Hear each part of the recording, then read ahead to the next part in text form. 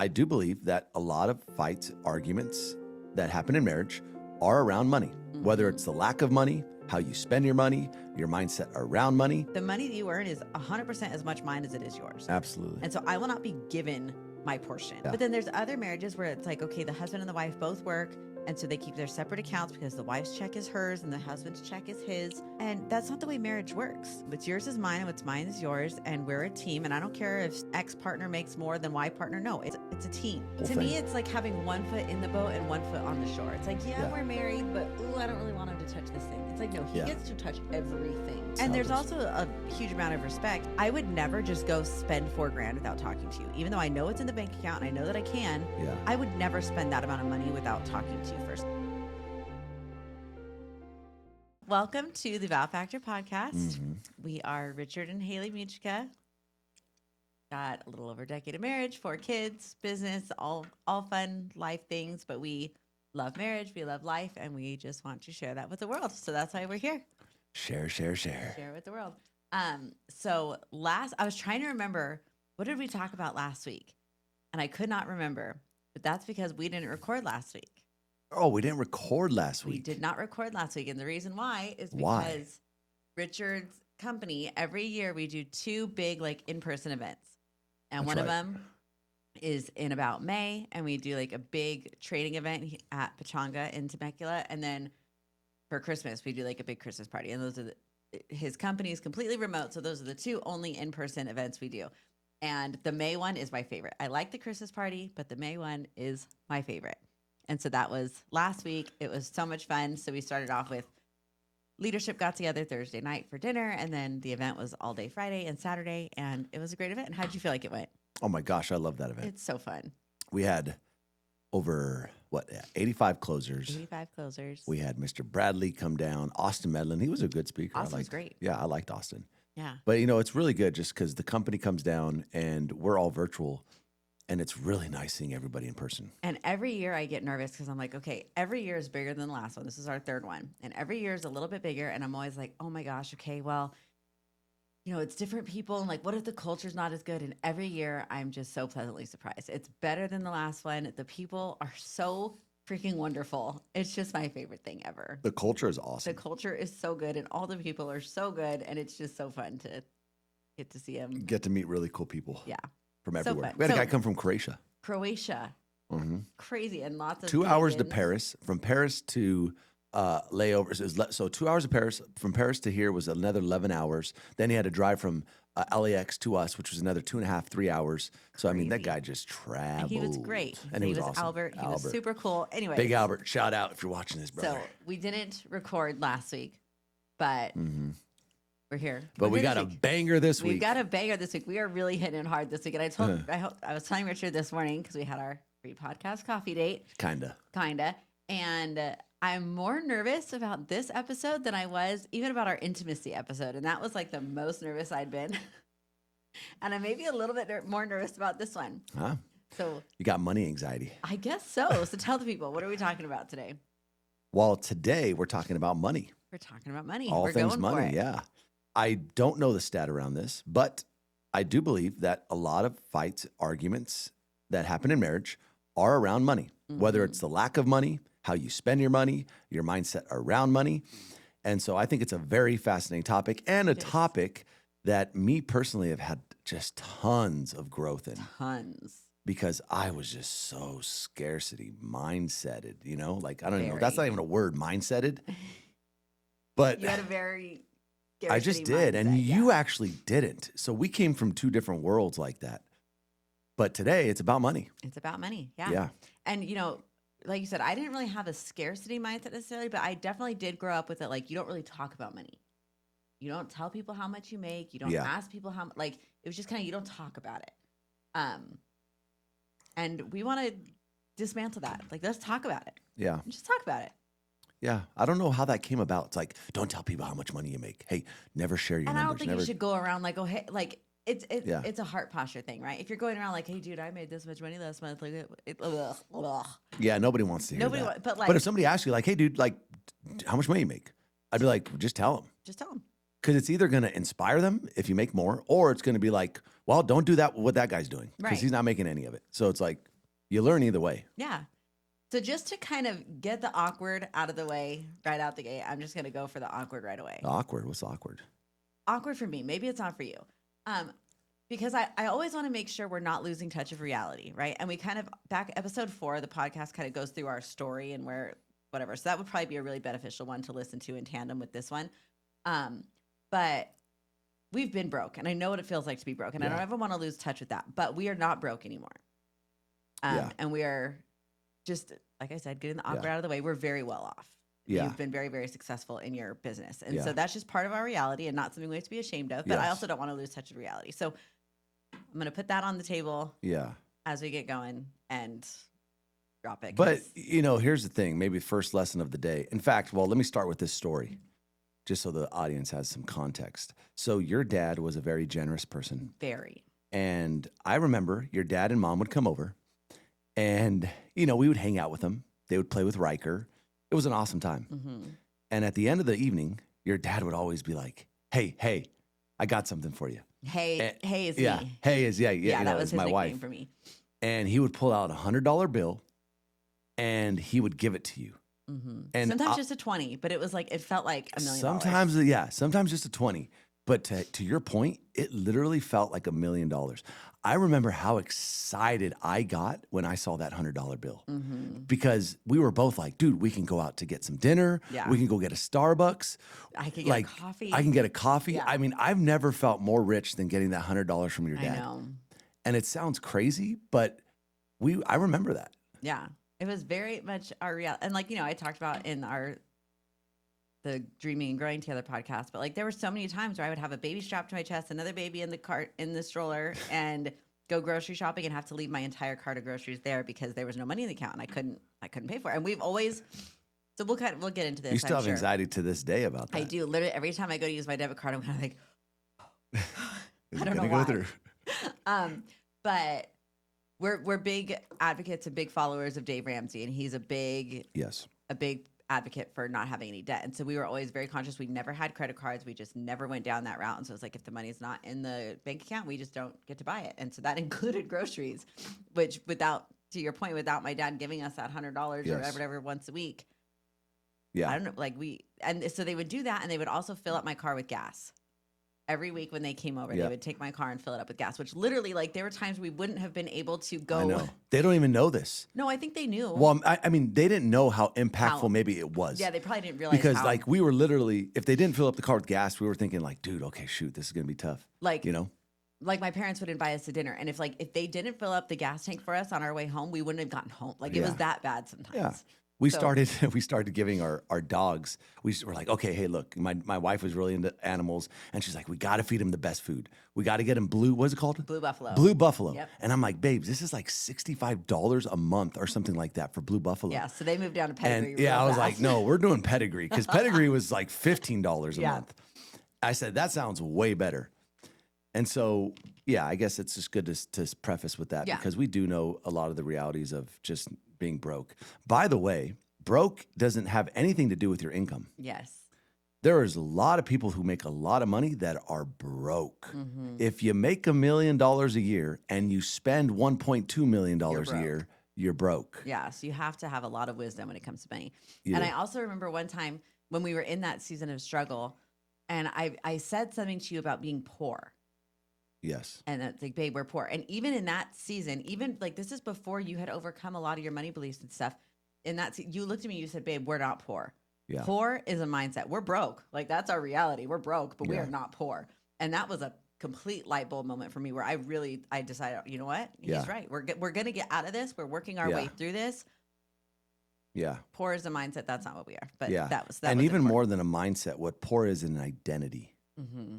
And if you take a poor identity, again, right? You reinforce it and you can't get out of it. Broke is just a state. It's a state of being that can be changed. Poor is an identity. Yeah.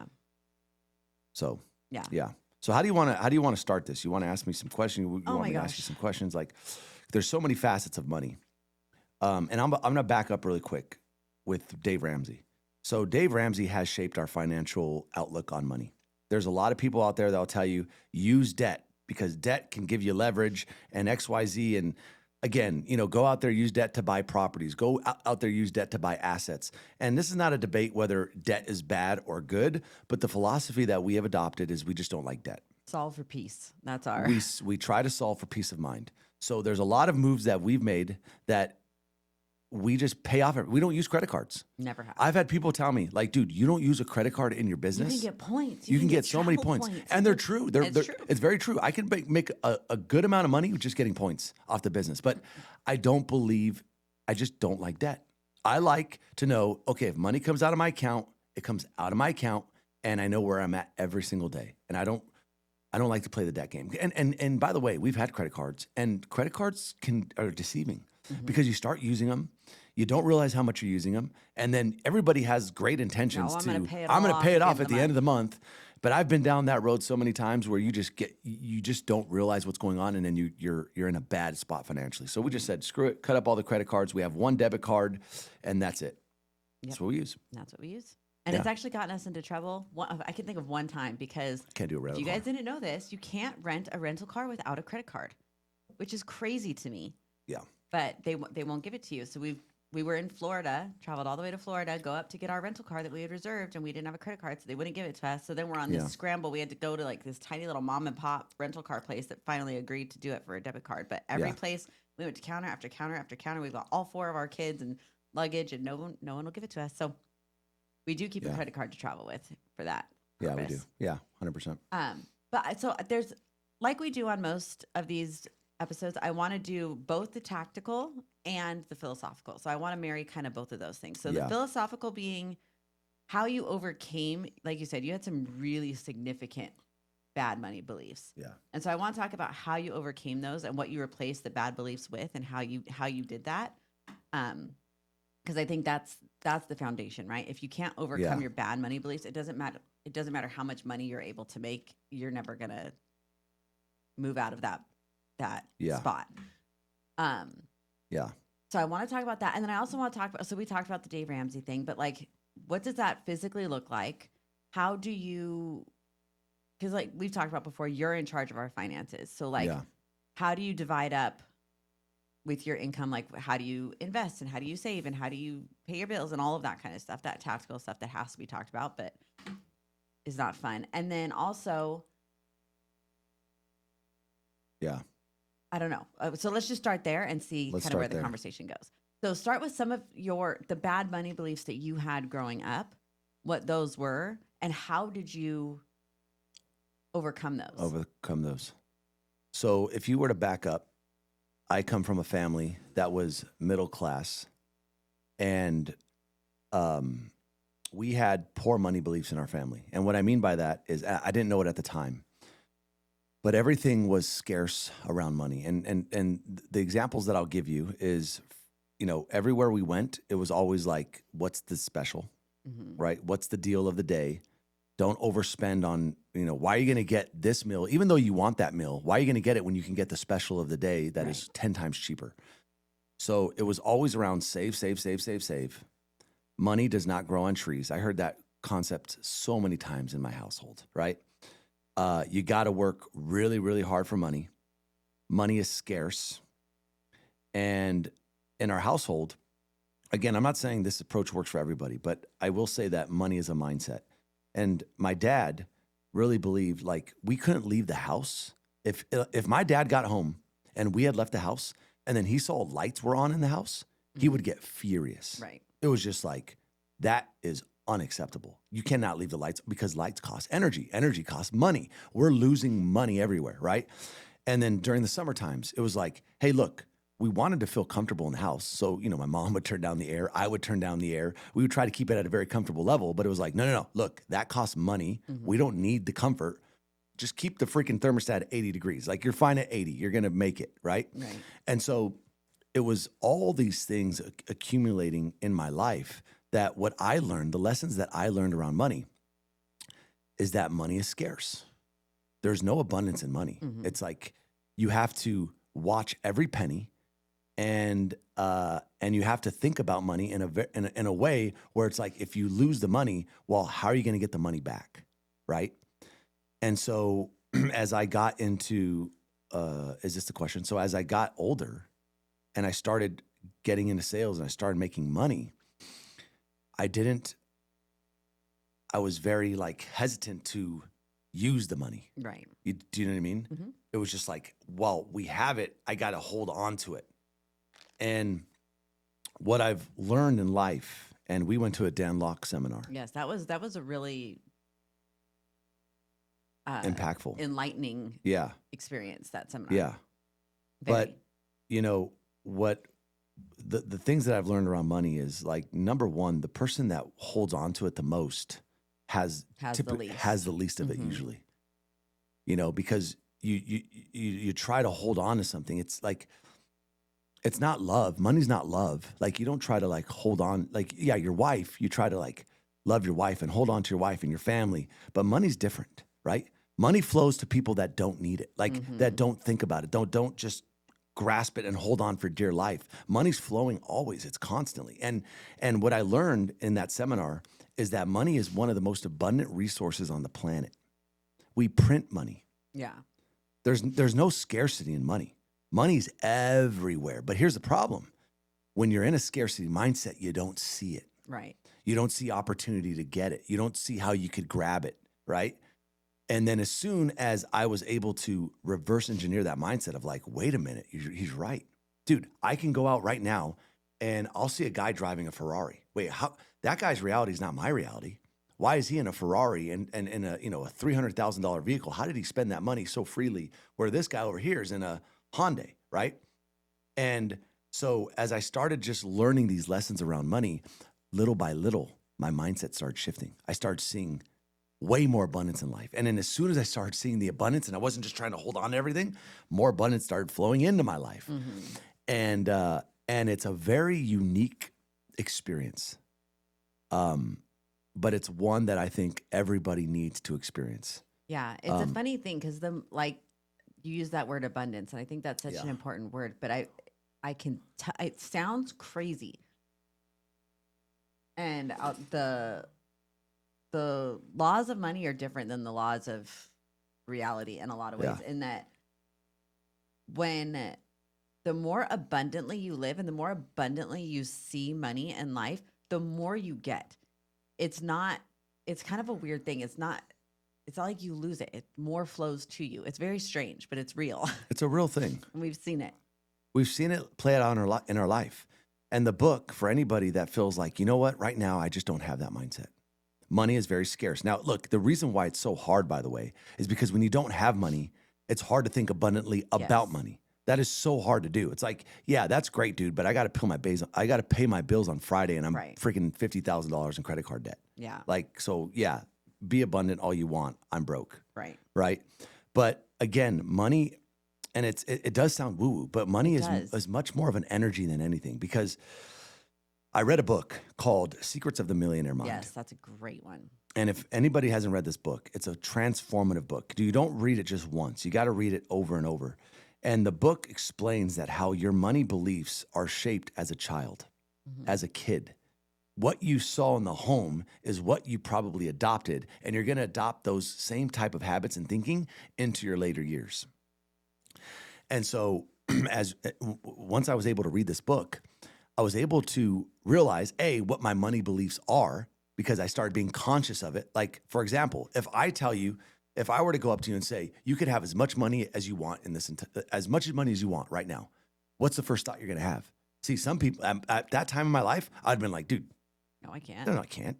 Like, no, like that's not how money works, right? And that's a problem, because the reality is it's true. It's a true statement. You can make as much money as you want, but if you don't see it like that, then there's these limiting beliefs, these limiting factors that are not allowing you to see how the world really works. Well, and there's that concept that, like, people are very averse to change, right? They'd rather live in a scenario that's bad, but that's predictable and that they know, than go into a scenario that they don't know because that's scary, even though it might be better, but they don't know. Yep. So they're going to stay in the bad that they know. Yes. And I think that's true with money too. It's like, well, I've done this job for 30 years and, it pays the bills. And so in order to get a different result, you've got to do a different thing. You've got to do a different right? thing. You can have all the money you Yeah. want, but not by doing the same thing you've always done. Yeah. You're going to have to do something different. That's right. But people don't want to do different because it's scary. Yeah. Yeah, that's right. And so, with that being said, it took me probably about three to 4 years to really get around these money beliefs. Mm-hmm. And the hardest thing for me in the world was to make more money. That was my hardest thing. Mm-hmm. So much so that I think that's where my panic attacks came from, where my fears came from, because as I started going up and up in income, I had to break identities that I held in the past. Yeah. And it's And been it was a really fascinating thing to watch because in Richard's company, it's 1099 completely commission based, right? Yeah. So people literally can make as much money as they want. Yeah. There is no limit. They're not Yeah. on a salary that tells them that their income stops here. It's to the moon if you want, Yes. right? And some people take advantage of that and do go to the moon. And then there's other people that you can see they have this limit in their life, and their limit is Yeah. $10,000 a month. And once they hit that, they're done. They stop. Foot is on the brake, and they're not taking any more calls that month, and they're done. Yep. And you see the same people do Yeah. the same things over and over, and then they can't. Yeah. And you did that too. You Yeah. got to this place where you just couldn't break past it, and then you have you kind of call it your glass ceiling. You got have to a break glass through ceiling. it, Yes. and then you find your next one, and then you got to break Yeah. through that one. But a lot of times you see people just don't break through Yeah. them. They hit them, and they're Yeah. like, "Okay, I'm good here." But here's the thing. Here's the crazy part about that story is that it happens at every level. Mm-hmm. So like right now, I'm at that level. Like, yeah, I make maybe more income, but I am at a limiter in my life. And the 100%. reason why I know I'm at a limiter, because my it's been income's there a not going while. up. Yeah. So I know like at every level, you have to do this. And the book gives a perfect example of what this is called. So the guy's named T. Harvey Eker, right? Mhm. And he gives the example of a thermostat. Yes. So he says, your money mindset is like a thermostat. So imagine in your house, if you set the temperature at 70 degrees, okay? If the temperature goes up to 75 degrees, what happens? The air kicks on. The air kicks off because it wants to go back down to 70 degrees, right? So like, and then for example, if it's, it kicks on. Yeah, you're right. Yeah, the air kicks on, it goes back down to 70 degrees because that's what the thermostat's set on. Same thing is once the thermostat hits 70 and it goes down to, let's just say 66 degrees, what happens? The heat kicks on. The thermostat kicks off and then the heat kind of does the thing and goes back to 70 degrees. And so what you're mentioning right there with that person that's at $10,000 a month, that's their thermostat. Right. And everyone has one. And everybody has it. And you can identify it by knowing, well, where am I stuck at? Right. And these thermostats are all everywhere. There's thermostats in joy, happiness, money, but we're talking about money right now. And it's a very fascinating concept. Your life never heats up past your thermostat or cools down past it. And it's fascinating because I think that's why, you see kind of continuity in families too, is because I grew up with this thermostat and that's what I'm comfortable with. And that's what we're going to stay. You adopt the thermostat. And it kind of continues from and that's why you don't really see typically too many people. Like, you see really wealthy families, they're always really wealthy. And you see middle-class families, they're always middle-class. And then poor families are always poor. They stay in the cycle. And it's very, very rare for that person to kind of break that chain and say, no, I'm going to go to this next level. We were poor, I'm going to go middle class. Or we were middle class, and I'm going to go wealthy. Yep. Because it's hard to do. Yep. We use that analogy of the crabs in the bucket. Oh yeah, it's a in great episode analogy. 4. But in case you missed it, so if you have a bunch of crabs in a bucket and one crab starts to climb out of the bucket, the other crabs are going to grab the crab and pull him back down because they're like, no, we live in the bucket. You don't get out of the bucket. But then once one crab gets out of the bucket, then other crabs start to climb out of the bucket. So you can break this generationally for your family if you can do the work to break it. But it's hard. Very hard. It is hard. And we were so fortunate and thankful to get to do it together and really support each other. But it really was you and I against the world when we were on this journey. People thought we were crazy and all with Yes. really good intent. And nobody's intentionally trying to pull you back into the bucket. It's just the bucket is safe and it's cozy and it's warm and nobody eats you in the bucket. Right. It's so true. And so. Yeah, it's so true. But you've got to be willing to climb out of the bucket. Yeah. And the other point to that is get rid of the crabs in your life. Get rid of the crabs, but you don't have to annihilate the crabs. You just have to be willing to say, no, you're a crab and I'm going to go be a freaking seagull or whatever you want to be, Yeah. But like Eagles don't fly with chickens. I think it's eagles, not seagulls. I thought I said eagles. Did you? I thought said I did. seagulls. Seagulls? Okay, it I doesn't don't know. matter. Man. Chickens. Anyways, but like you can still love the crabs in your life. There's nothing wrong with being a crab. Yeah. But maybe you don't want to be a crab. Yeah. It's a good point. Yeah. Yeah. Anyways, okay. So, yeah. Okay, so another thing that we talked about this morning that I think is super important to touch on is that when it comes to money, I think we have an obligation to make as much money as possible. And that is because, like we said, money is neutral. Money is neither good nor bad, but money is an amplifier of character. And so if you're a good person, money will amplify the good in your life. And if you're a bad person, money will amplify the bad in your life. So if you're a good person, you have an obligation to earn as much money as possible so the bad people can't get it, right? I agree with this. But on the other, what's also true of that is when you have a surplus of money and you're a good person, you're able to be very generous with your money and you're able to step in and fill needs where you see them and do good with the money. Yeah. But you can't do that if all you're worried about is paying your own bills. That's If right. all you're worried about is taking care of your house, then you can't take care of anyone else. Yeah. And so you need to have a surplus in order to be able to do that. So you have a responsibility to make as much money as possible. But in making a ton of money, the goal can't just be, I want to be rich. That's stupid. That's not a goal. That's ridiculous. Yeah, because money's just a vehicle to something else. Because money is a vehicle to something else. And money is neutral. Money is neither good nor bad, like I said. Yeah. It's just a vehicle. And so the goal has to be bigger than that. And so if you're looking and you're like, oh, well, that guy has a Ferrari, I guess I should want a Ferrari. But you're a person who doesn't want a Ferrari, don't get the freaking Ferrari. Don't That's get the stupid. Ferrari. Yeah. If you want a Ferrari, go ahead. Yeah. But I think so often, so many people think they have to live someone else's life because that's what is cool or that's what having money looks like. And for us, money is very, very not material. Like we're just not material people, right? No, we're not.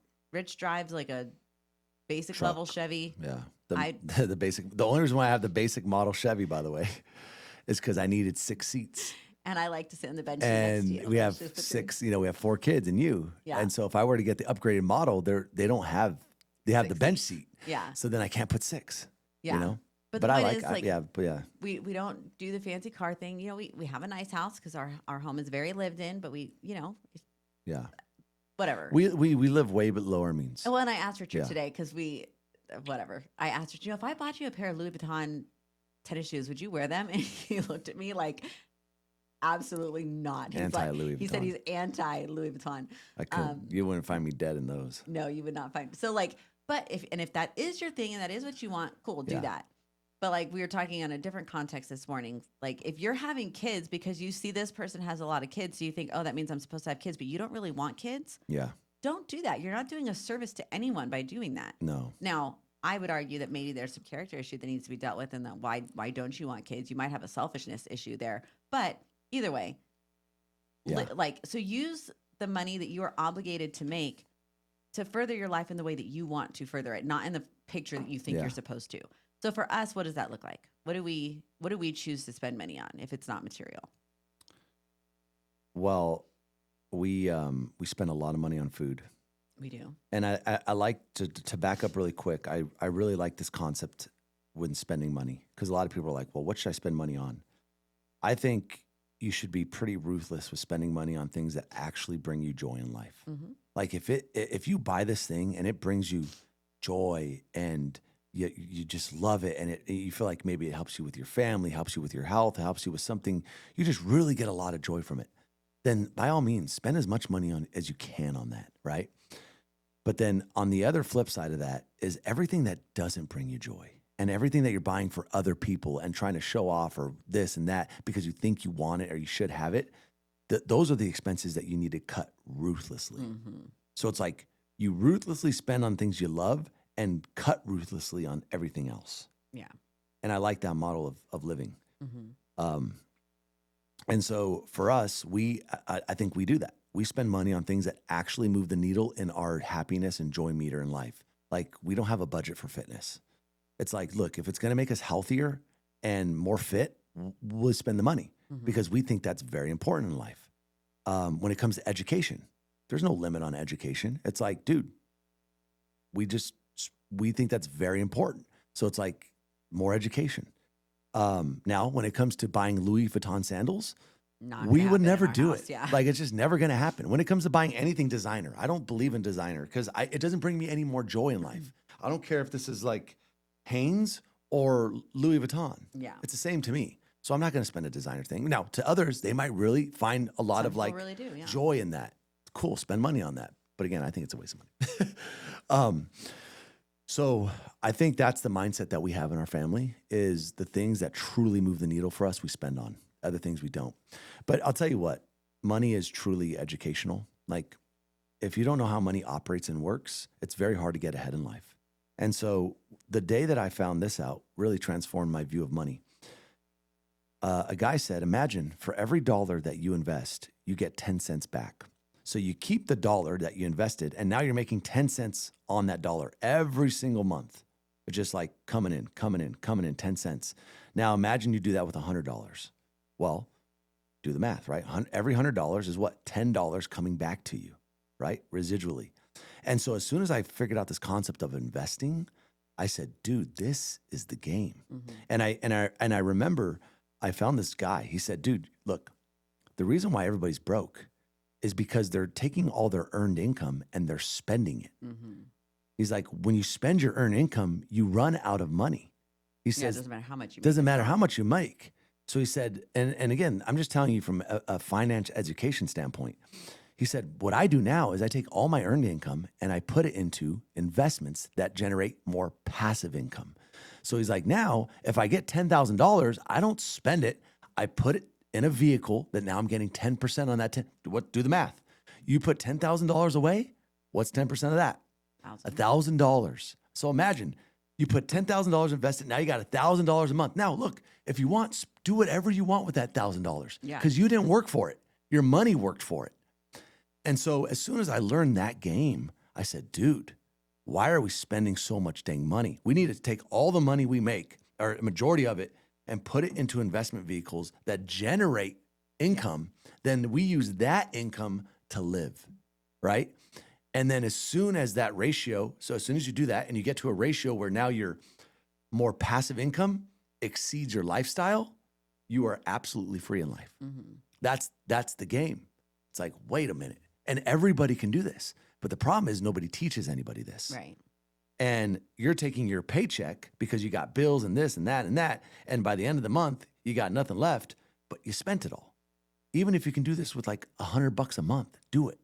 Because realize every $100 you're putting away is $10 coming back to you. So you take that $10 and then you use it. Oh, next month it's $20. The next month it's $30. Now after a year, you got almost $500 coming back to you, and you can do whatever you want, and that compounding.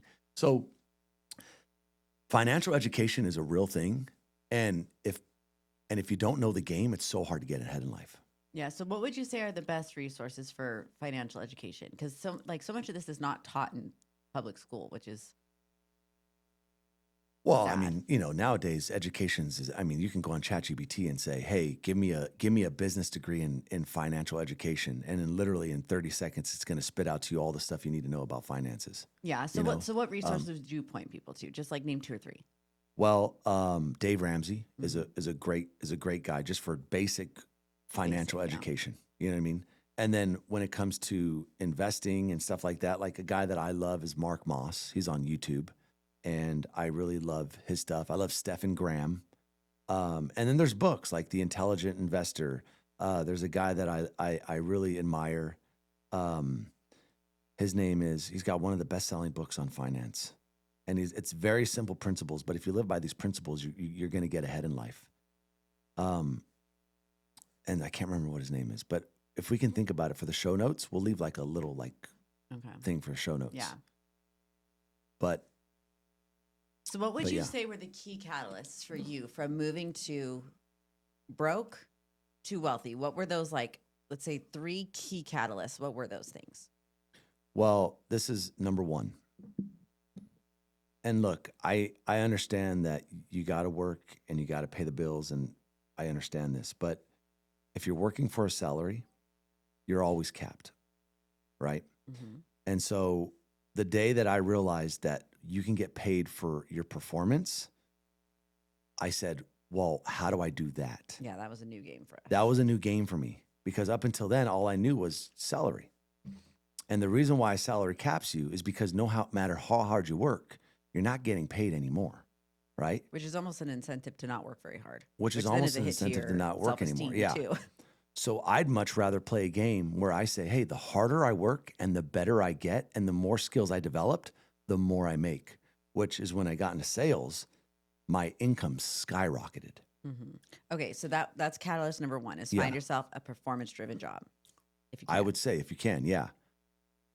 Because if you think about it, all of life is performance. If I'm not the man I need to be for you, you wouldn't have never married me. Mhm. You never would have wanted to be around me because it's performance based, right? Like all of life is performance based. So meaning the better you get, the better opportunities you should The have. better your result, yeah. Yeah. And so I think it's no different in a job. Now, that's a tough transition going from salary to performance based because it messes with your mindset. But once you get over that, you realize sky's the limit in your life. And now you can, step number one. What'd you say? I'm on 3 catalysts for moving from your broke mindset to a wealthy mindset. How did you do that? What were the 3? Yeah. So that's number one. All right. So realizing that. Number two is the concept of investing. That wealth is a ratio. Wealth is a ratio. See, wealth is not a number that you make. Like doesn't matter if you make $1 million. Yes. Wealth is a ratio between how much you make and how much you spend, right? So even if you make $100,000 a year, but you only spend 50, you're wealthy because it's a ratio. You know what I'm saying? Mhm. And so when I learned that, I was like, wait, wealth is a ratio. So as we started making more money, guess what? We didn't increase our lifestyle. It wasn't like, let's go out and buy this and buy this. It was just like, no, let's just increase the ratio of what we make and what we're keeping. Which is a huge discipline because it's very Yeah. tempting to like, you get this huge pay increase, you want a Yes. huge lifestyle increase to match it. And so you have to be disciplined to do that. You have to be very disciplined. And what we did with the excess is we learned the investing game. And like I said, for every dollar, you get 10 cents back. I want to play that game as much as I humanly can Mhm. because that's how you become free in life. And so that was my biggest shift. Number two is learning that I don't have to spend my money. I can make money with my money. Mhm. That was huge for me. I didn't know that. So that was number two. And then what was the and then Just no, a and then third catalyst. a 3 catalyst is I would say the third catalyst for me in money is education. Is like number 1 is uncapping your earnings, performance based. Number 2 is investing, and then number 3 is just learn everything you can about money. Mhm. Because just like everything, it has rules. There's rules to the game. There's levels to the game. You know, imagine you're playing like a game, and as you're going through the game, you go to level 2, you go to level 3. Most people are stuck on level 1 or 2 with money. But as you learn about it, you get to level 3. You're like, whoa, I didn't know about that. Oh, I didn't know about this. I didn't know. And now you're at like level 20, and you like it opens up a whole nother world to you Mhm. because you just didn't know, right? Yeah. And so I have another concept that ignorance is probably the highest tax you'll ever pay in life. You know, Mhm. ignorance is a tax because if you don't know, you're paying that tax every day because you don't know. So Yeah. those are the 3 catalysts. Yeah. So I really just want to encourage people with this thought is that, some people might hear you talking and think, okay, well, that's nice for you. Like you could invest money because you have money. Like I can't do that. I'm barely paying our bills. Right. Yeah. But I just want to encourage people with the fact that like you were making $20 an hour as a truck driver. This is not something that just came easy. Like you really had to go through the evolution of figuring this out. And it was not just like, oh, well, he was just born into a wealthy family, so it was easy for them. Like it was a grind and a work. And so, Yeah. and we were barely getting by. So if we can do it, anyone can do it. Is kind of my point. Anybody can do it. Anybody can do it. Anybody can do it. I Anybody. didn't even know what investing was until like 27 years old. My dad never talked about investing. Yeah. I never heard like, uncapping commission-based stuff. Like I never heard these terms. Well, it was almost the opposite because it was like, get a salary, get a pension, make sure you have benefits. It's predictable. And we just went a completely opposite direction. Completely. So, it was, yeah. Yeah. So I think those are really helpful, just like financial 101. But also, so how finances relate to marriage. Because like you said at the beginning of this episode, I want to say so majority of divorce is, what do they call that when there's like no fault divorce? But for the fault divorces, 80% of those are financial when like a fault is listed. Interesting. 80%. So it's a huge, huge issue in marriage. And I think there's a couple of reasons for that. So for one, Richard, he's an excellent communicator and an excellent leader. And so as we were going through this process, you did a really, really good job of like painting the vision for me, explaining where we were going, what the vision was, what the goal was. And so I knew, okay, so we're not going to increase our lifestyle by a ton, even though our income has gone up by a ton. We're not going to increase our lifestyle because we have X goal, right? Where if you don't communicate that, your wife might just think, oh, hey, well, now I can go shopping whenever I want and I can get whatever I want and I don't have to worry about this anymore. And if you're not communicating that, wait, no, there's a bigger goal here, you're not going to be on the same page. Yeah. But then also, as a wife, you have a huge responsibility to hear those goals, to align on the goal together, and then help your family stick to them. I think a lot of women can be tempted, I think maybe even women more than men, with the keeping up with the Joneses thing of like, oh, well, Sally has this, and so I need to have that, and Sally's kids do this, so my kids need to do that. And I don't know, it's just like a giant dog show, it feels like. Yeah. And you need to like take the goal that your family has and help your family stick to it and not sabotage it. So how did you go about communicating the goal in a way that was like effective and helped us to stick to it? How did you manage that? Well, you could probably answer that better because you know it from a different point of view than I do. But what I would say is, about 3 years ago, we had a goal. We said we want to pay off the house. And so as soon as we set that goal, it was the cool thing about when you set a financial goal is you know what to do with the money. And so, like, for example, a lot of people see a lot. This is a cool concept right here. Is most people, they make money and then they figure out what to spend the money on after they make it. Right. The most successful people predetermine where they're going to spend the money, and then they make the money. So as soon as they make the money, they know where the money goes, right? The opposite. Yeah, you is have true. two choices. You can either tell your money where to go, or at the end of the month, look at it and be like, well, what did the money do? Like, where did it go? You either 100%. tell it where to go or wonder where it went. That's right. Yeah. And so by setting a goal, you're telling yourself where the money is going. Mm-hmm. And that keeps you on track, because without that goal, then you just spend the money because where are you going with it? Mm-hmm. And so I remember we had that plan, and that kind of dictated some of our things that we were doing, right? Like, well, hey, do we want to do this, or are we going to stick to the goal, which is pay off the house, Mm-hmm. right? And so, or even now we're kind of still in that place, right? Where we're kind of in this place of, okay, we want a home on property, right? That's like our next goal. Yeah. But then there's the discipline. Okay, so we could go and like leverage that and get in a ton of debt and go do it. We could go do it today. But that's not our philosophy. So now I don't want to go back to being broke. Right. So we're in this place of like, okay, well, we've got to do X, Y, Z before we can do that. We got to make sure these ducks are in a row, and then we can start looking at that. And like, so we're still in that. Like the goals are maybe a little bit bigger now, but there's still that process hasn't changed. The process hasn't changed. No. And so, yeah, I think financial goals are very important in marriage, and everybody's got to be on the same page and communicating them. Yeah, and they're fun. They're fun because you get to see like, wow, like we're getting closer to this goal. We're getting closer to that goal.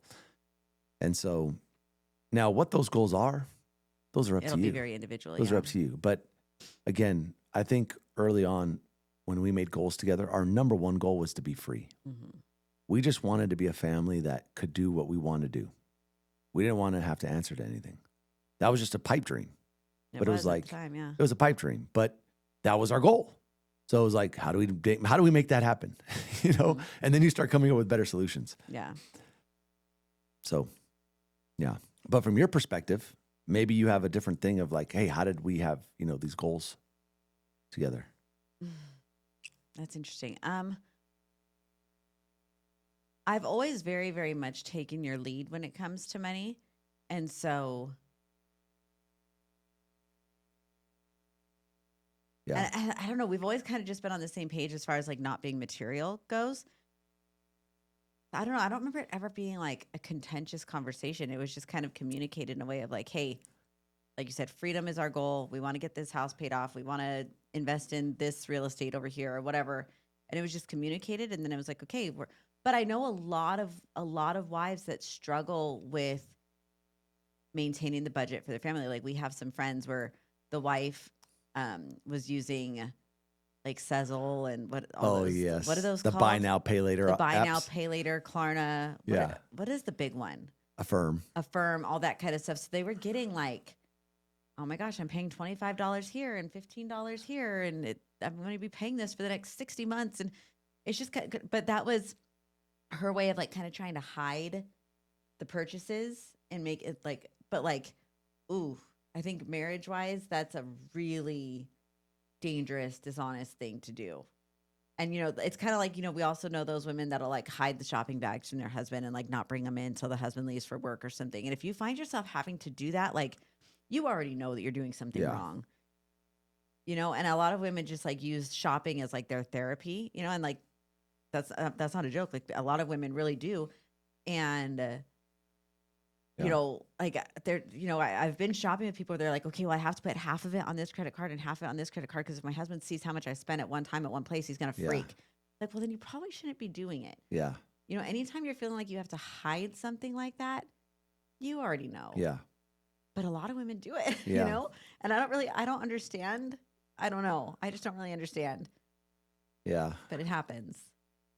Yeah. But so that's just, I guess, my challenge is like, okay, I don't necessarily relate to the problem, but you already know that you're wrong and shouldn't be doing that. So just stop. Yeah.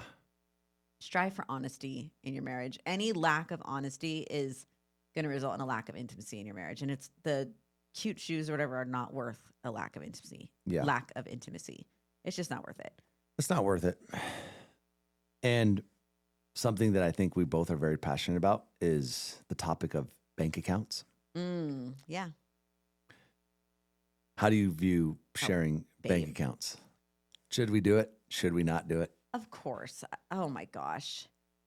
I just think it's the craziest thing when you have married couples with separate bank accounts.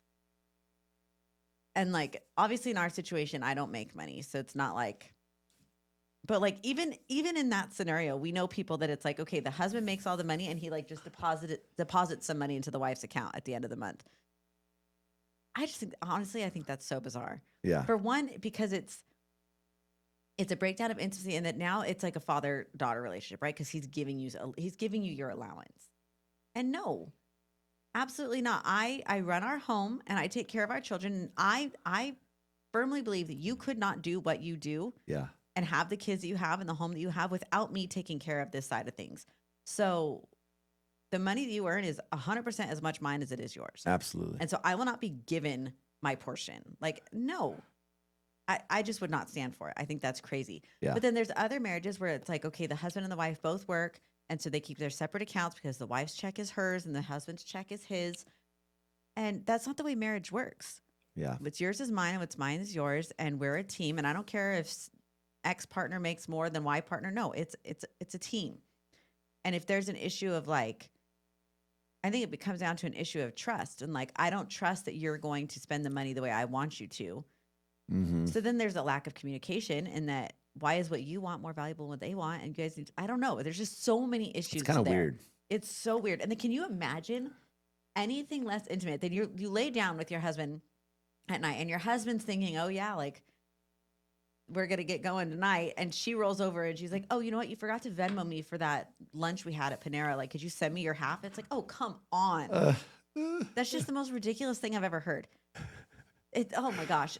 Please, if you do nothing else after this episode, just go combine your bank accounts. That's all I care that people do. Yeah. I don't care what else you do. Go buy the Louis Vuitton Well, shoes. we're going to wrap it up there, folks. Wrap it up there. We're done. That's so ridiculous to me. Yeah. What do you think about it? No, I think you got to share bank accounts. I mean, you're a marriage. You're one. You know, that's kind of the whole thing. To me, it's like having one foot in the boat and one foot on the shore. It's like, yeah. We're married, but I don't really want him to touch this thing. It's like, no, he gets to touch everything. Yeah. If you're going to be married. I think there's no part of your life he doesn't get to touch. Oh, yeah. Oh yeah. Don't wink at me. But I think I 100% agree. But yeah, the intimacy thing is a big one for me. I just don't think you can have as intimate of a marriage without sharing a bank account. I think it ruins a lot of the intimacy of marriage. It does. That's my personal belief. Because this is what you said before, is that money is very primal, right? Yeah. And so if your primal mind is saying, oh no, he can't touch the money, then there's like a very significant animalistic part of you that your husband can't get to. That's a problem. That is a problem. A big problem. Yeah. And it goes both ways. Maybe It the goes wife both ways. makes more, or the husband makes, I mean, either way. But yeah, bottom line is we share accounts, we share everything, we have access to all the money, and it's all in one place, and we just don't even. Again, you can use the money. That's And how it there's goes. also a huge amount of respect. Like just yesterday, okay, so we bought our son a piano for Christmas, a new piano. Yeah. And it ended up getting lost in transit and never got delivered. And so poor kid, here we are in May, and he still doesn't have his piano. So he's asked me yesterday, like, Mom, am I ever going to get that piano? I was like, son, yes, you are. So then I was whatever. So I texted her. I was like, hey, can I order that piano for Riker? It's like $4,000, right? I would never just go spend $4,000 without talking to you, even though I know it's in the bank account and I know that I can. Yeah. I would never spend that amount of money without talking to you first. So I called you Yeah. and I said, hey, are you okay with this? You said, yeah, go ahead. So like you obviously It's have a to level of respect respect. one another. Yeah. It's a level of respect. And not because it's his money that I have to ask to use, but it's just, hey, this is kind of a big purchase. And so when we were broke, when we were in that season, our agreement was $50. Anything over $50 that wasn't like groceries or something, we had Yeah. to talk about. And so we did. And now obviously that amount has gone up a little bit, but like we probably still wouldn't spend more than like $500 without it being groceries or something without talking first. Mm-mm. Yeah. There's a respect. It's Mutual just level of respect. So the one last thing I did want to kind of touch on, unless you had anything else, is the what is that word? The dynamic that we have of the stay-at-home mom not bringing income and the husband who makes all the income. Okay. And a lot of women can feel like they have to bring money in. They have to help financially in order to offer value to the home. And so there can be a lot of insecurity there for women. And I will tell you, hands down, I do not have, not will not ever struggle with that. Yeah. That line of thinking. But I know there are a lot of women that do. So I want to just kind of explain how I see it. I want you to explain how you see it, so that if there are women that are sitting there and struggling with that, they can let that go and know Maybe that let the weight go. let that go. Yeah. And so, there's like tactical, practical things that people have done where they break down all the jobs that a stay-at-home mom does. And it's like, oh, you'd have to pay $250,000 a year to get all of those jobs filled by someone else. And so you're saving your family this much money by doing what you do. Yes. And that's true. But that's also not going to get to the heart of the problem. That's just a surface level. But I think the heart of the problem is that we live in a world. Okay, I know I'm going to push buttons with this, and apparently that's just kind of what I do. But I am an anti-feminist. I think the feminist movement is disgusting. A lot of people aren't going to like that. Don't care. That's my thought. That's okay? my belief. That is my belief. And I think the feminist movement robbed so much from women. It robbed more than it gave them, because how in the world they were successful in making women believe that they were being oppressed by taking care of a baby is beyond me. Yeah. But you are doing the most valuable job in the world if you are lucky enough to have children that you get to be home with and raise. So Mother's Day was this last weekend. And in my card, my sister-in-law wrote this quote. It said, with one hand, she rocks the cradle. With the other, she shapes eternity. And I read that quote in my card and I literally got teary because I just thought it was so beautiful and so true. And that's my life. That's my life's work. And it's so valuable to our family, and our children are such a beautiful result of the work that I've done and am doing, that there is no monetary reward for that. Yeah. And I don't need one. Yes. And at the same time, you are able to go out and be as successful as you are in your job because you have full confidence that our home and our children are taken care of. Yes. And I think if you didn't have the ability to free that mental space because of the job that I do, you wouldn't be able to be as successful as you are. if you had to worry about, oh, I got to go pick up this kid from school and I got to go to this teacher conference and I got to make sure this kid's taken care of and you wouldn't be able to do what you're doing. No. So I just have no qualms about my role and my value to our family. I've got none at all. So how do you? I'm on the same page. I think the role of a mom is a role that is so special, and I'm grateful that you want to do it, because honestly, I wouldn't want to do it. Mm-hmm. Me personally, I just wouldn't want to. I don't. I'd die. I feel like I'd die. And so I think the heart of that is just something is special, and I think it's such a necessary role. It's in my opinion, it's the most important role out of anything, because making money, whatever, that's all cool. You ain't gonna take it with you. That's the most important. Mm-hmm. And I think, so for to your point, for the mom that's like, well, they're weighing, right? What it's like, well, the kids are more important. Like, that's the more important thing. That's right. The home's the more important. And if you spread yourself too thin by trying to bring in an income for your family, you're taking more away from them than you're bringing to them. Yeah. Because your family needs you. And a lot of women think like, oh, once my kids start school, then I'll go back to work. It's like, no, your family still needs you. What if a kid gets sick? What if, summer break, spring break, whatever, work's not going to give you time off for that? Or just, somebody would make a snack for them when they get home. It's a role that the world doesn't value enough. And so we really, as a stay-at-home mom, you have to be internally motivated and confident in your job, because the world's not going to applaud it for you. They're not going to say validate you're it. Stupid. They won't validate it. So you have to be very internally motivated. You have to internally see the value in it. Mm-hmm. But as long as you do, I just want to free you from that thought that you have to produce an income, because you don't. You're offering more value to your family than you could imagine. Patrick Bet-David, I don't know if anybody knows that guy, of but course. He put a post out on Instagram, and he said, hey, I met this lady that said that she was wanting to put kids on the back burner because she wanted to develop her career and, make a successful career. And, she felt like she had more validity in that. And his whole post was about the women out there, I just want to remind you that taking care of the home, having kids, doing that is one of the most honorable, respectful, best things that you could possibly do on this earth. And he was just kind of just trying to put that out there as a reminder to women that are like, you don't have to do that if money to be valuable. Yeah, to be valuable. It's such a bad message. It's it's actually the opposite. The other one's more valuable. The other one's way more valuable, in my opinion. I agree. And so, yeah. I thought that was a cool post by Patrick. Yeah, it is cool. Yeah. Yeah. So what you got? Any other quick thoughts on money before we wrap up here? Quick thoughts on money. Quick thoughts.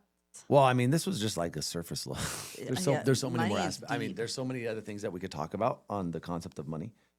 But maybe just give a brief overview of what you kind of heard. Recap it. Brief overview. So the first thing is that poor is a mindset, broke is a state of being. So if you're in a broke state, you can get out of that. Don't ever see yourself as poor, because then you'll be stuck poor forever. Second is you've got to get that financial education to break out of that level that you're at. So kind of like the concept of the crabs in the bucket. The crabs are going to try to pull you back in, and if you're trying to get out, you've got to just be willing to climb out anyway until the crabs come with me or don't. I don't care, but I'm going. Mm-hmm. And a lot of times you're not, it's a journey you got to go through alone, or if you're lucky enough to do it with your spouse, you do it with your spouse, but you're not going to have people applauding you on the way. It's just not the way it works. And then, of course, the concept of investing and making your money work for you is a multiplier to wealth. And then I think the last little touch note was I really am a big believer in stay-at-home moms and encouraging women to stay home with their babies. And, that might mean your financial goals take a little bit longer, but it's worth it. Mm-hmm. And as a married couple, as a team, to come up with your goals, come up with your budget, stick to it, so that you can help support your family in their goals and not sabotage them. And then it's to the moon. Yeah, to the moon. Do what you want. That's right. And then that was another thing, is live the life you want, not the life you think is expected when you hit a certain income level or whatever. Yeah. Do what you want. Yeah. And it doesn't really make you that much happier. But the thing is, everybody's got to learn that for themselves. Everyone wants to learn that one. And then I think the last thing I'll say is generosity, I think, is a huge catalyst. And whether you're broke or you're super wealthy, I think you should prioritize generosity. If that just means you can tip a little bit extra when you see your barista, or you can leave $1,000 tip with dinner that night. Like, I think you should find a way to pursue generosity every single day. Yeah. And money flows. So the more open-handed you can be with money, the more you'll actually get. So don't try to hold on to it like a baby holding on to Play-Doh, like, how they do it. Just if you hold it open-handed, it flows a lot more freely. And that's right. It sounds crazy. It sounds woo-woo, but it's true. It is true. It is true. We've seen that. Yes, we have. That was a great all recap. Right. Yeah, so that was good. Did I miss anything? You got it all. All right. Well, thank you. Love We'll you. be back next week.